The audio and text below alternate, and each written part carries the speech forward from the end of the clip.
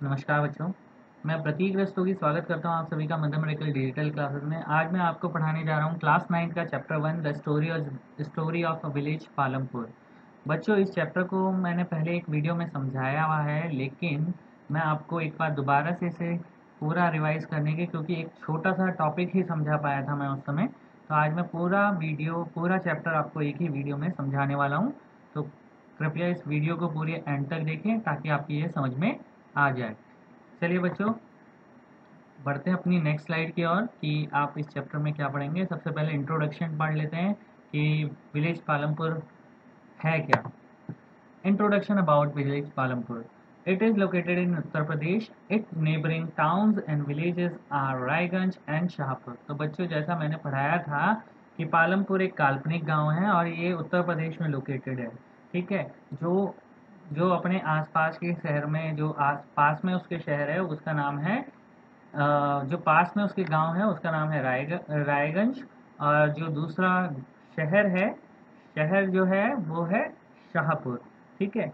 तो पूरे गांव में 450 फैमिली रहती है। It has more than 450 families. The main activities Palampur is farming and non farming activities are small manufacturing, transport and shopkeeping and dairy. तो बच्चा, यहाँ पर मैं आपको बता दूं कि पालमपुर जो है कृषि प्रधान क्या है, गांव है, कृषि प्रधान गांव है, जहाँ की मेन एक्टिविटी, प्रोडक्शन एक्टिविटी क्या है, आपकी फार्मिंग है। नॉन फार्मिंग एक्टिविटी भी वहाँ पर होती हैं, जो कि एक घरेलू उत्पाद लोग करते हैं, छोटे छोटे घरेलू उत्पाद, यानी कि कुम्हार है वहाँ पर, आपके जुलाए हैं। ठीक है। आपका ट्रांसपोर्टेशन फैसिलिटी वहाँ पर अवेलेबल है ताकि लोग वहाँ से अपना सामान ले जाके दूसरी जगह पे बेच सकें। शॉपकीपिंग फैसिलिटी वहाँ पर अवेलेबल है, छोटी छोटी शॉप्स हैं जिससे कि लोग अपना सामान खरीद सकते हैं। नेक्स्ट पॉइंट है, these production activity need various type of resources, natural resources, man made item and human efforts and money.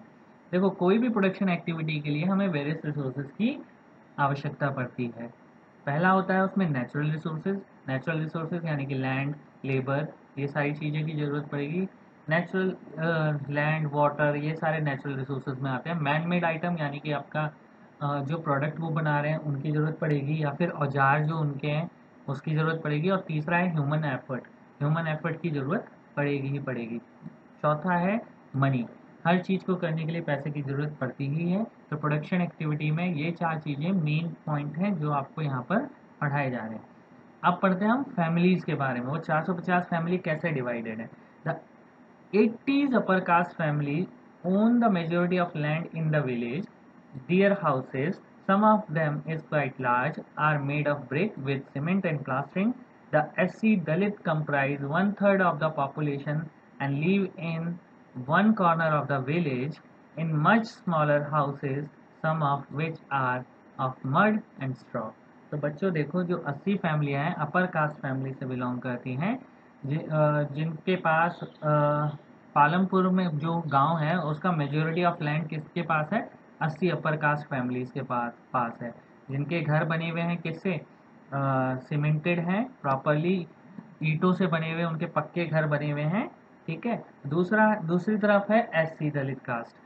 जो टोटल पॉपुलेशन है फॉर 450, तो 450 का वन थर्ड पार्ट यानी कि 450 का वन थर्ड यानी कि 150 फैमिली, 150 फैमिली वहां पर ऐसी है जो दलितों की है। ठीक है। 150 फैमिली किसकी है, दलित फैमिली। 80 अपर कास्ट, 150 दलित। ठीक है। ध्यान रखिए इस चीज को। One third part of total population क्या है, एससी है आपका।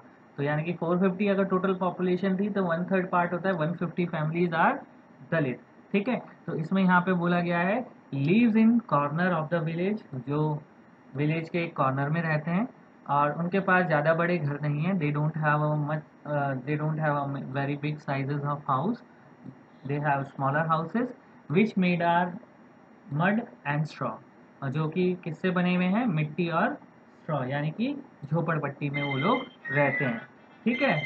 झोपड़पट्टी में वो लोग रहते हैं। चलिए बढ़ते हैं अपनी नेक्स्ट स्लाइड की ओर। यहाँ मैंने आपको समझाया हुआ है कि किस तरीके से यहाँ पर डिस्ट्रीब्यूट करा हुआ है हमने, यहाँ पर हमने डिस्ट्रीब्यूट करा हुआ है और पूरे पूरे पालमपुर की फैमिली को यहाँ पर समझाया है। देखिए, पालमपुर विलेज है, डेमोग्राफिकली 450 फैमिली वहाँ पे रहती है। वन थर्ड कच्चे हाउस में रहते हैं और वन थर्ड पॉपुलेशन क्या है, यानी कि 150 फैमिली के पास स्मॉलर और कच्चा हाउस है। और 80 फैमिली जिनके पास उनके पास पक्का हाउस है। पालमपुर में ऑक्यूपेशन क्या है, फार्मिंग है मेन एक्टिविटी, और दूसरी अदर देन एक्टिविटी क्या है, मैन्युफैक्चरिंग, ट्रांसपोर्ट, शॉपकीपिंग। ठीक है। पालमपुर में इंफ्रास्ट्रक्चर में क्या क्या है, ठीक है। इंफ्रास्ट्रक्चर में है electricity in the most of houses, electricity power most, tube wells हैं, ठीक है। 2 प्राइमरी स्कूल्स, 2 प्राइमरी स्कूल्स हैं, एक हाई स्कूल है वहाँ पर, एक गवर्नमेंट डिस्पेंसरी है जहाँ पे लोगों का इलाज किया जाता है, एक प्राइवेट डिस्पेंसरी है। ठीक है, समझ में आया। तो टोटल यहाँ पर जो बोला गया है कि गांव में क्या है, इलेक्ट्रिसिटी पाई जाती है, सभी घरों में लगभग क्या है, लाइट है, ठीक है, ट्यूबवेल है, और वहाँ पर 2 प्राइमरी स्कूल हैं, एक हाई स्कूल है, एक गवर्नमेंट डिस्पेंसरी है, और एक प्राइवेट डिस्पेंसरी है जिसमें लोगों का इलाज किया जाता है। ठीक है, ये इंफ्रास्ट्रक्चर है कहाँ का, पालमपुर विलेज का। अब पालमपुर विलेज के बारे में पढ़ते हैं। यहाँ पर well connected with the road है, ये मैंने अभी समझाया था कि इसके आसपास का जो गांव, पास का गांव है, वो दूसरे गांव का नाम है रायगंज, और उससे जो शहर जुड़ा हुआ है उसका नाम है शाहपुर। तो well connected with the road है, अच्छी खासी रोड से कनेक्टेड है, जिससे कि आप किसी भी मौसम में एक जगह से दूसरी जगह जा सकते हैं। चलिए बढ़ते हैं अपनी नेक्स्ट स्लाइड की ओर। तो बच्चों, स्टोरी ऑफ विलेज पालमपुर में आपने अभी तो फैमिलीज के बारे में पढ़ा, डेमोग्राफिक पार्ट के बारे में पढ़ा। अब यहाँ पे मैं आपको इसके अलावा और क्या क्या पढ़ेंगे आप उस चीज़ के बारे में समझा देता हूँ। तो देखो बच्चों, आपने फार्मिंग एक्टिविटी पढ़ ली। फार्मिंग एक्टिविटी यहाँ पे जो पढ़ेंगे आप, क्या पढ़ेंगे, मल्टीपल क्रॉपिंग के बारे में पढ़ेंगे, मॉडर्न मेथड्स के बारे में पढ़ेंगे, HYV मॉडर्न मेथड में आपका HYV सीड्स के बारे में पढ़ेंगे, यानी कि हाई यील्ड वेराइटी सीड्स, यानी कि हाई यील्ड वेराइटी सीड्स के बारे में पढ़ेंगे, फर्टिलाइजर्स के बारे में पढ़ेंगे, पेस्टिसाइड्स के बारे में पढ़ेंगे, फार्म मशीनरी के बारे में पढ़ेंगे, और इरिगेशन कैसे होता है मॉडर्न मेथड में, यानी कि फार्मिंग एक्टिविटी में मॉडर्न मेथड अगर कोई अडेप्ट करता है तो किस तरीके से वहाँ पे सिंचाई की जाती है, डैम के थ्रू की जाती है, कैनल के थ्रू की जाती है, और पंप सेट्स के थ्रू की जाती है। अब बच्चों बात आती है नॉन फार्मिंग एक्टिविटी की। नॉन फार्मिंग एक्टिविटी में देखो क्या है, यहाँ शॉप, मैन्युफैक्चरिंग यूनिट है, पॉट मेकिंग है, ठीक है, डेयरी है। नेक्स्ट है आपका कि यहाँ पर सर्विसेज प्रोवाइड कराई जाती हैं, टीचिंग और डॉक्टर अवेलेबल है। ठीक है। अब इसी तरीके से स्टोरी ऑफ विलेज पालमपुर का लैंड डिस्ट्रीब्यूशन क्या है, कितने लोगों में बटा हुआ है, small farmers, medium farmer, large farmer और लैंडलेस लेबरर के। ठीक है। इसके बाद है factor of production. Factor of production यहाँ पे आपके 4 बताए गए हैं, लैंड, लेबर, फिजिकल कैपिटल और ह्यूमन कैपिटल। फिजिकल कैपिटल को 2 भागों में बांटा है, पहला है फिक्स कैपिटल और दूसरा क्या है, वर्किंग कैपिटल। तो फिक्स कैपिटल क्या होता है, वर्किंग कैपिटल क्या होता है, ये सब आप डीपली अभी कॉन्सेप्ट यहाँ पे पढ़ने वाले हैं आगे। फिर उसके बाद आता है कि मनी कैपिटल रिक्वायरमेंट कैसे पूरी होती है विलेज पालमपुर में। तो देखो, कैपिटल रिक्वायरमेंट यहाँ पे सेव मनी करते हैं या फिर बोरो मनी करते हैं। कुछ लोग जो जो फार्मर रिच हैं उनके पास सेव मनी होती है, वो वहाँ से यूज़ करते हैं अपनी, large farmer and medium farmers save money को यूज़ करते हैं अपनी कैपिटल रिक्वायरमेंट्स को पूरा करने के लिए। और उसी तरीके से स्मॉल फार्मर और लैंडलेस फार्मर क्या करते हैं, उधार लेके पैसे से, उधार लिए हुए पैसे से क्या करते हैं, अपनी कैपिटल रिक्वायरमेंट्स को पूरा करते हैं। चलिए बढ़ते हैं अपनी नेक्स्ट स्लाइड की ओर। बच्चों अब पढ़ने वाले हैं हम फैक्टर ऑफ प्रोडक्शन। तो फैक्टर ऑफ प्रोडक्शन में पहला पॉइंट है हमारा लैंड। ठीक है। लैंड क्या क्या नेचुरल, जितने भी नेचुरल रिसोर्सेज हैं वो आपके लैंड में आ जाएंगे। ठीक है। Forest, mineral water, all the natural resources come under the category of land. ठीक है। चाहे वो मिनरल वाटर हो, फॉरेस्ट हो, जंगल हो, लैंड हो, जमीन हो किसी की, खेत हो, ये सब आपका क्या है, प्रोडक्शन में पहली चीज ये होना बहुत जरूरी है। ठीक है, समझ में आया। तो ये आपका नेचुरल प्रोडक्शन, नेचुरल रिसोर्सेज में आता है कौन सा, land, forest, mineral waters. Clear हो गया पॉइंट। नेक्स्ट है अब आपका labour skilled and unskilled labour. तो देखो बच्चा, किसी भी काम को करने के लिए हमें 2 प्रकार की लेबर की जरूरत पड़ती है, एक होती है स्किल्ड लेबर और दूसरी होती है अनस्किल्ड लेबर। स्किल्ड लेबर वो होती है जिसको अपना काम करना पूरी तरीके से आती है, ठीक है, उसे बताने की जरूरत नहीं पड़ती, वो पहले से ही ट्रेंड होता है उस चीज़ में। अनस्किल्ड लेबर वो होती है जिसे सिर्फ काम करने के लिए दिया जाता है, उसे सिखाया नहीं जाता। जैसे कोई मिट्टी उठाने वाला है तो मिट्टी उठाने का काम दे दिया जाएगा, खेत खोदने का काम है तो वो अनस्किल्ड लेबर के अंतर्गत आ जाता है। ठीक है। नेक्स्ट है आपका फिजिकल कैपिटल। तो बच्चों फिजिकल कैपिटल के अभी मैंने 2 पार्ट बताए थे आपको, फिक्स कैपिटल और दूसरा वर्किंग कैपिटल। ठीक है। फिक्स कैपिटल ऐसी होती है जो लंबे समय के लिए चलती है, कोई भी ऐसी चीज़ जो लंबे समय के लिए प्रोडक्शन में काम आने वाली है उसे हम यहाँ पे फिक्स कैपिटल मानते हैं, चाहे वो टूल्स हो, चाहे वो मशीन्स हो, चाहे वो टर्माइंस हो, कंप्यूटर्स हो, those which can be use in the production over many years of generator. तो यानी कि काफ़ी लंबे समय के लिए अगर हमें प्रोडक्शन में यूज़ करें, और मशीनें, औजार और हमारे टर्बाइंस वगैरह इसके एग्जाम्पल हैं जो हमारी फिक्स कैपिटल में आते हैं। प्रोडक्शन में अगला पॉइंट आता है फिजिकल कैपिटल के अंतर्गत, क्या? Working capital. वर्किंग कैपिटल क्या है बच्चों? रॉ मटेरियल हो गए, आपके सीड्स हो गए, फर्टिलाइजर हो गए, क्ले, यान, तो ये चीज़ें कहाँ से आएंगी? ये सारी आपकी वर्किंग कैपिटल के अंतर्गत आती है, यानी कि शॉर्ट टाइम के लिए इनकी ज़रूरत होती है, जब तक आपका प्रोडक्शन हो रहा है तब तक उसकी ज़रूरत है, देन उसके बाद वो हमें दोबारा खरीदनी पड़ती हैं। यानी कि एक बार के यूज़ के लिए हम उसे खरीदते हैं और फिर वापस से यूज़ करके अपना प्रोडक्शन कंप्लीट करके जब उनका मैन्युफैक्चरिंग यूनिट में आपका प्रोडक्ट तैयार हो जाता है तब उसको सेल कर देते हैं। तो वर्किंग कैपिटल वो चीज़ें हैं जैसे raw material like seed, fertiliser, clay और यार्न, ठीक है, ये इसके एग्जाम्पल है। बच्चा इसके बाद आता है आपका last point, human capital. Human capital और एंटरप्रेन्योरशिप, किसी भी काम को करने के लिए उसका नॉलेज होना, उसका एफर्ट लगाना बहुत ज़रूरी है। तो बच्चों ये पॉइंट बहुत इंपॉर्टेंट है। ह्यूमन कैपिटल जो है, इंसान का मन भी होना चाहिए, इंटरेस्ट भी होना चाहिए और उसे उस काम को करने की नॉलेज भी होनी चाहिए। तो ये पॉइंट आ जाता है आपका ह्यूमन कैपिटल के अंतर्गत। अगर वो काम नहीं जानता होगा तो वो काम नहीं, प्रोडक्शन नहीं कर पाएगा। Now let us talk about the first factor, production about land. Land के बारे में मैंने आपको बेटा यहीं से समझा दिया है। चलिए हम बढ़ते हैं अपने नेक्स्ट टॉपिक की ओर, लैंड के बारे में पढ़ते हैं। ठीक है, तो बच्चों अब हम आ गए हैं उसी पालमपुर विलेज के, क्या किस तरीके से लैंड बटा हुआ है। तो देखो, लैंड इज फिक्स्ड। लैंड क्या है? हमारा एक फिक्स एरिया है वहां पर, ठीक है। तो लैंड को भी हमने 3 कैटेगरी में बांटा गया है। लैंड अंडर कल्टीवेशन, ऐसा लैंड जो हमारे खेती के लिए काम लायक है, ठीक है।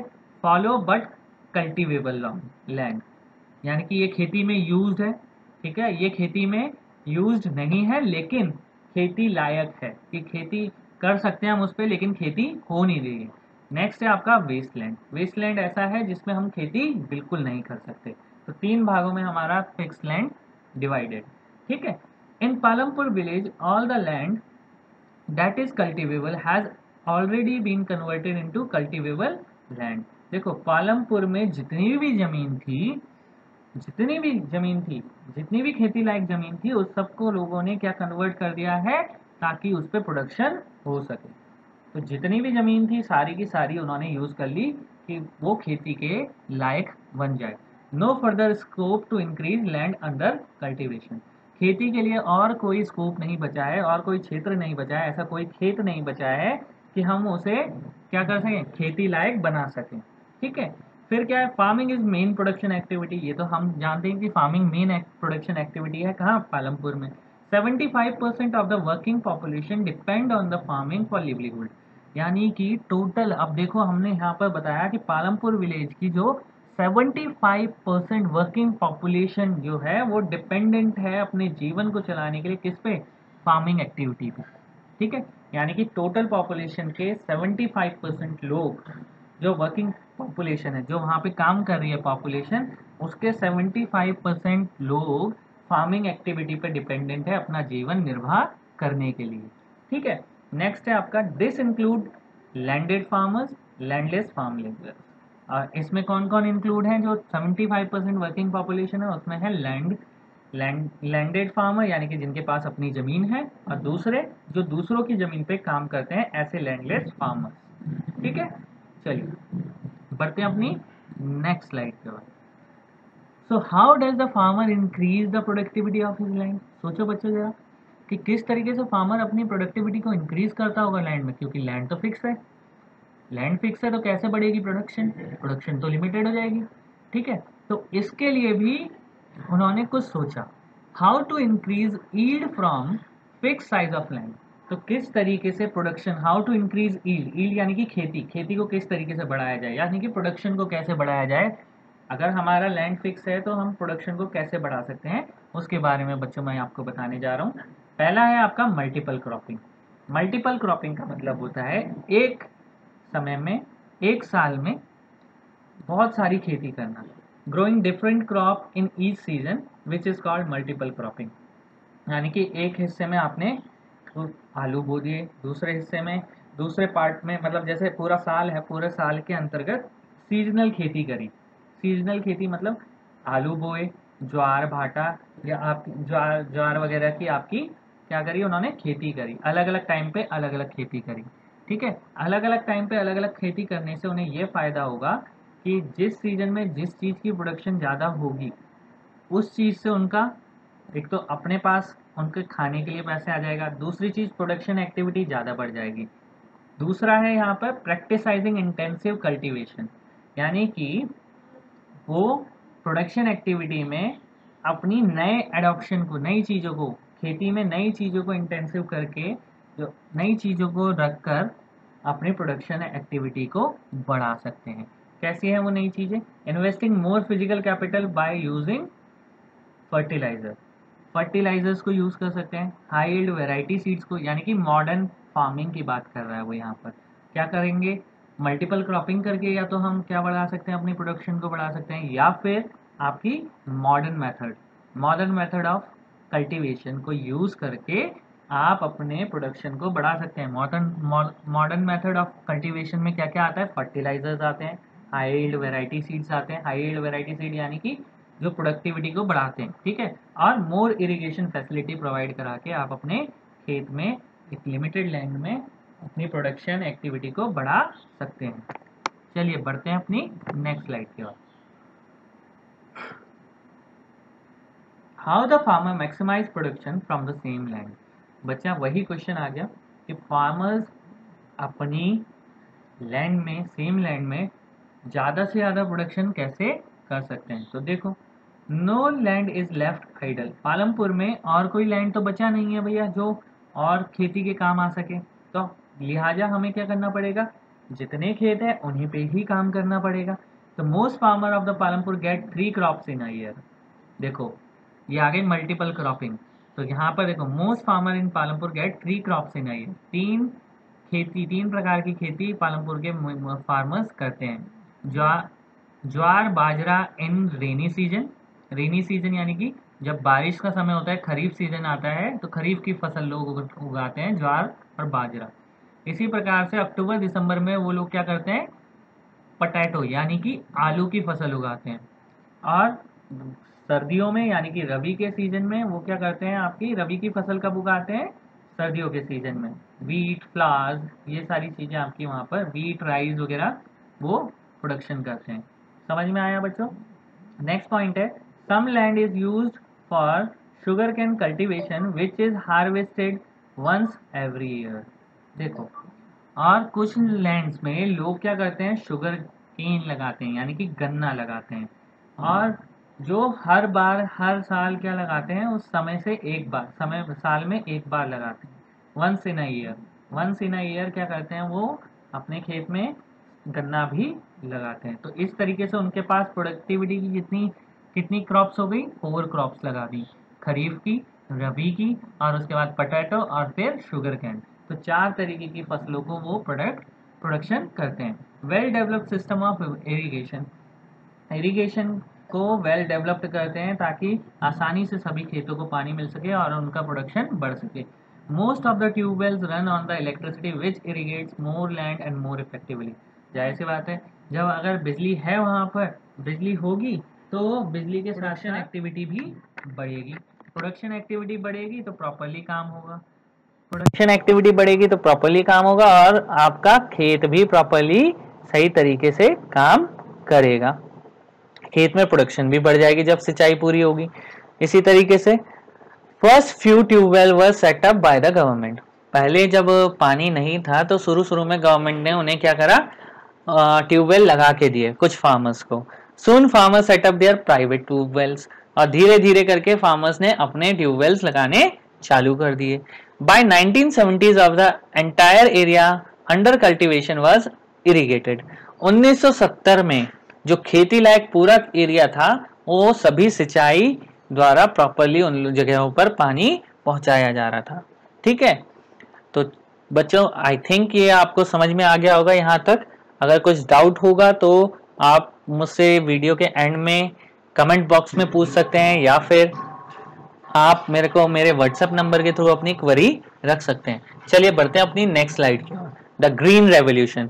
The green revolution in the late 1960 introduce farmer to 1960s के बाद आपका ग्रीन रेवोल्यूशन आपका स्टार्ट हो गया था, जिसमें हाई यील्ड वैरायटी सीड्स और राइस एंड व्हीट। तो लोगों ने क्या करा, जब ग्रीन रेवोल्यूशन हरित क्रांति आई, हरित क्रांति बोलते हैं बच्चा लोग, हम लोग इसे 1960s के बाद जब हरित क्रांति आई तो लोग फार्मर्स ने क्या करा, हाई यील्ड वैरायटी सीड्स को यूज करना चालू कर दिया। ठीक है, गेहूं और धान के हाई यील्ड वैरायटी सीड्स को उन्होंने खरीदा और लगाना चालू कर दिया, जिससे उनकी प्रोडक्टिविटी बढ़ गई। The grains promised much more amount of yield, यानी कि उनकी फसल को जो ग्रेन थे, ग्रेन वो जो ग्रेन होते थे, हाई यील्ड वैरायटी सीड्स जो होते थे, वो वादा करते थे कि उनका प्रोडक्शन ज्यादा होगा, उनका प्रोडक्शन ज्यादा होगा उनकी पहली वाली फसल से। Compare to traditional seeds, these seeds required plenty of water, chemical fertiliser and pesticides to get best results. तो देखो, जैसे ट्रेडिशनल सीड्स होते थे उनके अपेक्षा इन सीड्स को, कौन से सीड्स को, हाई यील्ड वैरायटी सीड्स को पानी भी ज्यादा चाहिए था, फर्टिलाइजर्स भी चाहिए थे और पेस्टिसाइड्स भी चाहिए थे, ताकि लोगों को अच्छा रिजल्ट्स मिल सके। Farmer of Punjab and Haryana, western Uttar UP benefited most from the green revolution. तो देखो, हरित क्रांति से जो सबसे ज्यादा फायदा पाया वो पाया पंजाब के किसानों ने, हरियाणा के किसानों ने और उत्तर भारत के, पश्चिमी उत्तर भारत के लोगों ने, पश्चिमी उत्तर भारत के जो किसान थे उन लोगों ने हरित क्रांति से इस चीज का सबसे ज्यादा फायदा उठाया। Many farmers got cheaper loan to buy farm machinery like tractors, threshers and they set up tubewell in their field। तो देखो, जो भाई जिनके पास पैसा था, जो मेनी फार्मर्स थे, बहुत सारे फार्मर्स थे, उन्होंने क्या करा, सस्ता लोन लेकर अपने खेत के लिए मशीनरी खरीदी, लाइक ट्रैक्टर हो गया, थ्रेसर्स हो गए, ठीक है, और अपने खेत में क्या लगवा लिया, ट्यूबवेल लगा लिया, जिससे उनकी प्रोडक्शन बढ़ गई। In Palampur, the yield of wheat went up to 1300 kgs per hectare to 3200 kgs per hectare। तो देखो, हरित क्रांति के बाद पालमपुर में जब लोगों ने यील्ड वैरायटी सीड का यूज करना चालू कर दिया तो 13 किलोग्राम पर हेक्टेयर जो उन्हें सामान मिल रहा था पहले, वो प्रोडक्शन बढ़ के हो गई 3200 किलोग्राम पर हेक्टेयर। तो ऑब्वियसली यह प्रोडक्शन कितना बढ़ गया, लगभग 3 गुने के आसपास, यानी कि 2 गुना तो एटलीस्ट हो ही गया उनका प्रोडक्शन। ठीक है, farmer had enough surplus wheat to sell in the market. जाहिर सी बात है, जब ज्यादा प्रोडक्शन होने लगा तो फार्मर्स के पास उतना गेहूं पैदा होने लग गया कि वो मार्केट में जाके अपनी आवश्यकता से अधिक गेहूं को मार्केट में जाके बेच सके। ठीक है, चलिए बढ़ते हैं अपनी नेक्स्ट स्लाइड की ओर। यील्ड। अब यील्ड के बारे में यहाँ पे समझाया गया है, खेती के बारे में यहाँ पे समझाया है, यील्ड यानी कि खेती के बारे में यहाँ पे समझाया गया है। बिफोर 1960s क्या करते थे farmers, traditional seeds with low yield use करते थे, काउ डंग यूज करते थे, बल्कि फर्टिलाइजर्स की जगह वो क्या करते थे, काउ डंग या natural manure used as a fertilisers use करा जाता था, जो नेचुरल रूप में तैयार की हुई खाद होती है थी उसे यूज करा जाता था। अनएडिक्वेट फैसिलिटी ऑफ इरिगेशन, उस समय क्या नहीं थी, सिंचाई की प्रॉपर फैसिलिटी नहीं थी। ठीक है, पर्याप्त साधन नहीं थे सिंचाई के। अब जो हुआ पोस्ट ग्रीन रिवैल्यूएशन, जब हरित क्रांति आ गई उसके बाद क्या हुआ, लोगों के पास इनएडिक्वेट फैसिलिटी ऑफ इरिगेशन, यानी कि एडिक्वेट फैसिलिटी ऑफ इरिगेशन आना था बच्चों यहाँ पर, वो मैं गलती से यहाँ पे लिख गया हूँ। एडिक्वेट फैसिलिटी ऑफ इरिगेशन यानी कि उसमें प्रॉपरली लोगों को पानी मिलने लग गया। Used chemical fertiliser and pesticides और केमिकल्स को यूज करने लगे वो। Farmer bought farms machinery to make ploughing, harvesting and fasters. देखो, इसमें लोगों ने क्या करा, अपनी फार्म मशीनरी को खरीदना चालू कर दिया, जैसे कि वो थ्रेशर्स खरीदने लगे, ट्रैक्टर्स खरीदने लगे, ताकि उनका खेत जल्दी से जल्दी तैयार हो जाए। यूज मोर ट्यूबवेल्स, अपने सिंचाई साधनों को प्रॉपर रखने के लिए उन्होंने ट्यूबवेल्स का यूज करना चालू कर दिया और इरिगेशन फैसिलिटी का यूज करना चालू कर दिया, क्योंकि इलेक्ट्रिसिटी थी और इलेक्ट्रिसिटी से चलने वाले ट्यूबवेल से उनके खेतों को प्रॉपर पानी मिलना चालू हो गया। चलिए बढ़ते हैं अपने नेक्स्ट स्लाइड की ओर। Traditional method of farming. तो बच्चों यहाँ पे मैंने कुछ कंपेयर करके दिखाया है ट्रेडिशनल मेथड ऑफ फार्मिंग और modern method of farming. Traditional method of farming में देखिए आप यहाँ पर देख रहे होंगे, ये जो व्यक्ति है यहाँ पर अपना छिड़काव कर रहा है ट्रेडिशनल मेथड से, पेस्टिसाइड्स डाल रहा है कुछ, और देन उसके बाद कीड़ों को मारने के लिए फॉगिंग कर रहा है। देन उसके बाद क्या है, यहाँ पर खेत जोता जा रहा है बैलों के द्वारा, और देखो यहाँ पर गेहूं को तोड़ निकाला जा रहा है, मतलब गेहूं की छटाई हो रही है। तो ये मैनली ह्यूमन कर रही है, ह्यूमन कैपिटल कर रहा है। मॉडर्न फार्मिंग कैपिटल मेथड आने से क्या हुआ, ट्रैक्टर हमारा खेत की खुदाई कर देता था, ठीक है, ट्रैक्टर ही यूज होते थे सारे कामों में, और फिर थ्रेसर से हमारी खेतों में जो गेहूं निकाल लिया जाता था। तो मशीनरी का बहुत बड़ा रूप आ गया मॉडर्न मेथड में, इससे आसान काम हमारा आसान हो गया और प्रोडक्शन ज्यादा होने लग गया। चलिए बढ़ते हैं अपनी नेक्स्ट स्लाइड की ओर। Impact of green revolution. Impact क्या पड़ा बच्चा लोग यहाँ पे इम्पैक्ट पड़ा, farmers become more prosperous, farmer had more surplus wheat in sale in the market. जाहिर सी बात है, देखो सबसे पहला तो क्या इम्पैक्ट पड़ा कि जो वीट प्रोडक्शन था वो 1300 किलोग्राम पर हेक्टेयर से बढ़कर कितना हो गया, 3200 किलोग्राम पर हेक्टेयर। कहां पर था ये, पालमपुर में। पालमपुर में 1300 किलोग्राम पहले उगता था पर हेक्टेयर के हिसाब से, अब 3200 किलोग्राम पर हेक्टेयर यूज हो रहा है, मतलब प्रोडक्शन निकल रही है। नेक्स्ट उसके बाद क्या निकला आपका, फार्मर्स क्या हो गए, अमीर हो गए, प्रॉस्परस हो गए, यानी कि थोड़ा पहले से ज्यादा ठीक हो गए, पर्याप्त मात्रा में उनके पास पैसे अधिक आ गए। क्यों आ गए वो पैसे अधिक, क्योंकि जितना भी सरप्लस वीट होता था वो कहाँ जाके बेच देते थे, मार्केट में बेच देते थे। तो बच्चा यहाँ पर मैंने एक डायग्राम समझाया मॉडर्न फार्मिंग मेथड में क्या क्या चीजें यूज होती है। मॉडर्न फार्मिंग मेथड में देखो पेस्टिसाइड्स हैं, फर्टिलाइजर है, हाई यील्ड वेराइटी सीड्स हैं, ठीक है, फार्मिंग मशीनरी है, डीजल यूज होता है। डीजल किस लिए यूज होता है, फार्मिंग मशीनरी के लिए। इरिगेशन के लिए यहाँ देखो कैनल लगा दिए गए, पंप सेट लगा दिए गए, नहर, कैनल मतलब नहरें लगा दी गई, डैम्स का पानी ले लिया गया, इलेक्ट्रिसिटी के माध्यम से ट्यूबवेल चलाए गए, ठीक है। तो ये सारे इम्पैक्ट है ग्रीन रेवोल्यूशन के। चलिए बढ़ते हैं अपनी नेक्स्ट स्लाइड की ओर।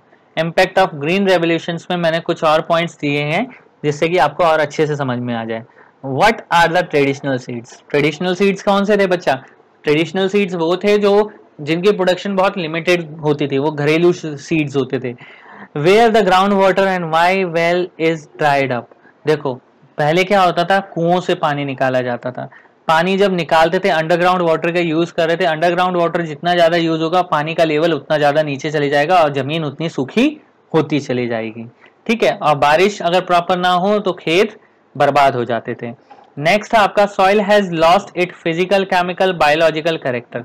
क्यों होता था खराब, हमारा खेत खराब हो जाता था क्योंकि वहां पर प्रॉपर पानी नहीं मिल पाता था, उसे केमिकल नहीं मिल पाते थे, और इसी कारण हमारा खेत अपनी फिजिकल कैपेबिलिटी को खत्म करता जा रहा था, ठीक है। नेक्स्ट था cost of input has increased, need 300 kg area per hectare compare to 3 kg initially. तो बच्चा जो पहले जो था कॉस्ट ऑफ इनपुट थी वो 300 किलोग्राम के लिए जो यूज होता था, उनसे खाली 300 किलो के लिए अगर हम कोई पेस्टिसाइड्स वगैरह डालते थे या इनपुट डालते थे उतनी ही थी जितनी हम 3 किलो के लिए करते थे, ठीक है। जितना हम 3 किलो के लिए यूज करेंगे उतना ही 300 किलो के लिए भी यूज करना पड़ेगा, उसी के हिसाब से उन्हें 300 किलो के हिसाब से उनके इनपुट्स देने होंगे।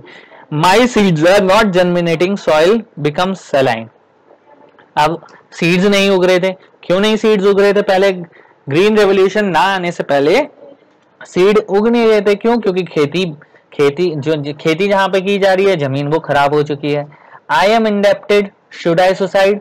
इन किसान के मन में दिमाग में आता था कि यार मैं सुसाइड कर लूं क्योंकि मेरी खेती हो नहीं रही है, मेरे पास कर्जा बढ़ता जा रहा है, मैं क्या करूं, ठीक है। देन इसके बाद था what if the new seed fails. अगर मेरा न्यू सीड फेल हो गया तो मैं क्या करूंगा। ये इम्पैक्ट है किसके, ग्रीन रेवोल्यूशन के आने के, ठीक है। पहले तो नहीं था लेकिन जैसे जैसे ग्रीन रेवोल्यूशन आते गए वो किसान सोचता चले गया इस बारे में कि क्या करूं कैसे करूं, ये किसान के ऊपर टेंशन बढ़ गई थी, ठीक है। How the land is distributed. तो बच्चों देखो लैंड कैसे डिस्ट्रीब्यूट करा गया है, यहाँ पर मैंने आपको बताया था भाई 80 परिवार तो बहुत ही ज्यादा रिच थे, ठीक है, ठीक है, 80 परिवार तो रिच थे, 240 फैमिली ऐसी थी। 150 फैमिली दलित थे, 150 फैमिली दलित और लैंडलेस लेबरर थे। उसके बाद 240 family have small plots of land less than 2 hectares, yield is not enough, उनकी ईल्ड इनफ नहीं थी कि परिवार भी चला पाए। 240 फैमिली ऐसी थी जिनका घर चलाना बहुत मुश्किल था। 60 फैमिली ऐसी थी जो बहुत ही ज्यादा रिच थी, उनके पास 10 हेक्टेयर से भी बड़े बड़े क्या थे, लैंड थे। समझ में आया? तो जो 240 प्लस 150 कितना हुआ आपका, हो गया ये 210 प्लस 240 450 हो गया बच्चा। और 450 हेक्टेयर जमीन थी, 450 हेक्टेयर जमीन, 450 फैमिली थी। 450 फैमिली में 150 हमारे दलित थे, 240 हमारी फैमिली स्मॉल प्लॉट वाली थी और 60 फैमिली बहुत ही ज्यादा रिच थी।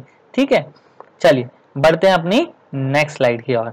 Where does the labour come from? अब बात आती है लेबर कहां से आती थी उन खेतों पे काम करने के लिए। Small farmers have small pieces of land where they work with their family members. तो देखो छोटे खेत जिन फार्मर्स के पास होते थे वो छोटे छोटे खेतों में अपने फैमिली के मेंबर्स के साथ वहां पे काम कर सकते थे। Medium and large farmers hire from the labour to work on their field. जो ज्यादा अमीर लोग होते थे जिनके पास मीडियम लैंड होता था या लार्ज फार्मर्स होते थे, वो क्या करते थे, वर्कर्स को क्या करते थे, हायर करते थे ताकि उनके फील्ड पे काम हो सके, क्योंकि खेत बड़ा है तो उनसे काम नहीं हो पाएगा, तो वो क्या करते थे, लोगों को हायर करते थे। लैंडलेस लेबरर, और कौन से लोग हायर करते हैं, वो लैंडलेस लेबरर फार्मर्स को जिनके पास खेती के लिए जमीन नहीं है उन फार्मर्स को करते थे, या फिर लेबरर में come from family cultivating on small pieces of land, यानी कि इन फैमिली जो स्मॉल पीसेस ऑफ लैंड की फैमिली है उनसे लेबर करवाते थे वो लोग। समझ में आया? तो लेबर यहां से आती थी, या तो वो लैंडलेस लेबर फार्मर से आती थी या फिर लेबरर से। ठीक है, चलिए बढ़ते हैं अपनी नेक्स्ट स्लाइड की ओर। Farm labourers. फार्म लेबरर्स क्या करते थे? These laborers are paid wages by the farmer for whom they work। भाई किसके द्वारा काम, पैसा कैसे मिलेगा फार्मर्स को? जो लेबर है, लेबर को का पैसा कौन देगा? जो फार्म का मालिक होगा, जो फार्मर होगा, मेन किसान होगा जिसकी जमीन होगी, तो वो क्या करता था, अपने पेड अपने वर्कर्स को, लेबर्स को क्या करता था, पैसे पे करता था मजदूरी के तौर पर। वेजेस में be in cash in kind of crops. Wages क्या हो सकती थी, या तो कैश में हो सकती थी या क्रॉप्स के रूप में हो सकती थी। Wages vary from season to season and crop to crop. Wages क्या वेरी करती थी, सीजन के season, season to season vary करती थी, यानी कि डिपेंड करता था, चेंज होती रहती थी। वो क्रॉप के हिसाब से भी चेंज होती थी और उसके सीजनल के हिसाब से भी वो चेंज हो सकती थी। Duration of employment may be daily basis और for the entire season for whole year. तो ड्यूरेशन जो एम्प्लॉयमेंट होता था कई बार डेली बेसिस भी हो सकता था, पूरे एंटायर सीजन के लिए भी हो सकता था, और होल ईयर यानी कि पूरे साल के लिए भी लोगों को काम मिल सकता था। ये सब डिपेंडेंट था फार्म लेबरर्स और फार्मर्स के ऊपर जो काम देते थे। ठीक है, चलिए बढ़ते हैं अपने नेक्स्ट स्लाइड की ओर। Farming require capital. फार्मिंग में क्या क्या चीजों की जरूरत पड़ती थी बेटा, मैंने पहले ही बता दिया। Farmers requires money for the many purposes to buy the seed and fertilisers. Money किस लिए चाहिए भाई, जाहिर सी बात है, मनी कैपिटल के लिए चाहिए, फिजिकल कैपिटल के लिए चाहिए। फिजिकल कैपिटल क्या क्या होते थे हमारे, या तो फिक्स कैपिटल चाहिए, उसे फिक्स कैपिटल नहीं होगी तो वर्किंग कैपिटल चाहिए। सीड्स वगैरह खरीदने हैं, फर्टिलाइजर खरीदने हैं, ये सब आपके उसमें आ गए, किसमें, आपके वर्किंग कैपिटल में। For irrigation capital, digging wells, tube wells, electricity to run the same. तो समय के साथ साथ सिंचाई के लिए भी, खेत खुदाने के लिए पैसा चाहिए था, ट्यूबवेल खुदाने के लिए, इलेक्ट्रिसिटी से रन करने के लिए पैसा चाहिए था। टू पे फार्म लेबरर्स, क्या किसको पे करना था, लेबरर को पे करने के लिए पैसा चाहिए था। इन्वेस्ट द फार्म मशीनरी और इक्विपमेंट, पैसा इन्वेस्ट करने के लिए, फार्म मशीनरी में इन्वेस्ट करने के लिए पैसा चाहिए था, सामानों को खरीदने के लिए, मशीनों को खरीदने के लिए पैसा चाहिए था। For arranging storage of farm produce and transporting it to nearby the market. अब भाई पैसा एक जगह से दूसरी जगह स्टोरेज करने के लिए भी, अगर प्रोडक्शन ज्यादा हो गई, प्रोडक्शन को स्टोर करने के लिए भी तो पैसा चाहिए, उसे एक जगह से दूसरी जगह पहुंचाने के लिए पैसा चाहिए। ठीक है, तो इसलिए फार्मिंग रिक्वायर कैपिटल बहुत जरूरी थी। और फार्मर्स को सबसे ज्यादा जो जरूरत पड़ती थी, पैसे की जरूरत पड़ती थी, मनी की, जिसे कहते हैं हम वर्किंग कैपिटल, वर्किंग कैपिटल। चलिए बढ़ते हैं अपनी नेक्स्ट स्लाइड की। सोर्सेज ऑफ कैपिटल, पैसा कहां से आता था? अब जाहिर सी बात है पैसा कहीं ना कहीं से तो आता होगा बेटा, तो पैसा कहां से आता था? Small farmers borrow from the traders who buy their product and money lender at high rate of interest and unfair term of repayment. जो हमारे छोटे फार्मर्स होते थे वो पैसा या तो व्यापारी से ले लेते थे जिसको वो सामान बेचते थे, या फिर जिससे वो सामान खरीदते थे उनसे वो पैसा उधार ले लेते थे, और उधार लेने का मतलब था उनका हाई रेट ऑफ इंटरेस्ट, ठीक है, और अनफेयर टर्म्स पे वो पैसे को लेना पड़ता था उन्हें, क्योंकि उन्हें गवर्नमेंट पैसा प्रोवाइड नहीं करती थी। Medium and large labourer have their own saving from farming. तो देखो भैया, अब जो अमीर और मीडियम लार्ज फार्मर्स थे उनके पास तो सेविंग पैसा होगा, तो सेविंग का पैसा यूज कर लेते थे वो अपना सामान को खरीदने के लिए, ठीक है। लेकिन of late nationalised bank are lending credit to the farmers on easy and better term and condition. धीरे धीरे जब समय का बदलाव आया तो धीरे धीरे सोर्सेस ऑफ कैपिटल को लोगों तक पहुंचाने के लिए सरकार ने, गवर्नमेंट ने नेशनलाइज्ड बैंकों की एक एक ब्रांच गांव में भी खोलनी चालू कर दी, जिससे कि किसानों को बहुत सस्ते रेट पर क्या मिल जाए, लोन प्रोवाइड कर दिया जाए, ताकि वो अपने मशीनरीज को, अपने टूल्स को खरीद सके। चलिए बच्चों, बढ़ते हैं अपनी नेक्स्ट स्लाइड की ओर। Sale of surplus product. क्या करते थे वो एक्स्ट्रा पैसे का, मतलब जो भी सरप्लस प्रोडक्ट होता था, अगर जरूरत से ज्यादा प्रोडक्शन हो गई तो वो क्या करेगा, small farmer are usually able to produce just enough to meet their family consumption need. तो बाहर से जाहिर सी बात है, छोटे फार्मर्स के पास तो भैया उतना ही होता था जितना वो उसकी फैमिली की रिक्वायरमेंट है, ठीक है, उतना ही प्रोडक्शन कर पाते थे वो स्मॉल फार्मर्स, क्योंकि उनके पास स्मॉल पीस ऑफ लैंड था।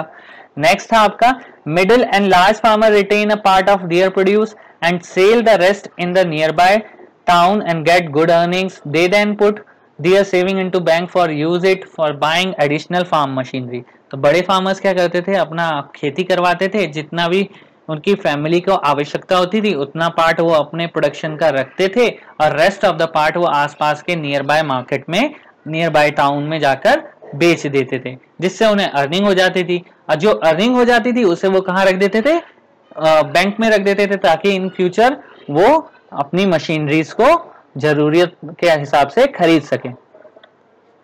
नेक्स्ट है बच्चा point, sometimes when farmers takes loan from the traders they have to sell their produce to the traders at lower than market price। जाहिर सी बात है, इसका ड्रॉबैक भी था बेटा, कई बार लोन लेने के लिए फार्मर्स को क्या, क्योंकि फार्मर ने जिससे लोन लिया है वो प्रेशराइज करता था कि तुम अपनी प्रोडक्शन को खेती को मेरे को ही बेच दो, और किस रेट पे बेचो, लोअर रेट, जो मार्केट का प्राइस है उससे कम रेटों पे वो खरीदते थे।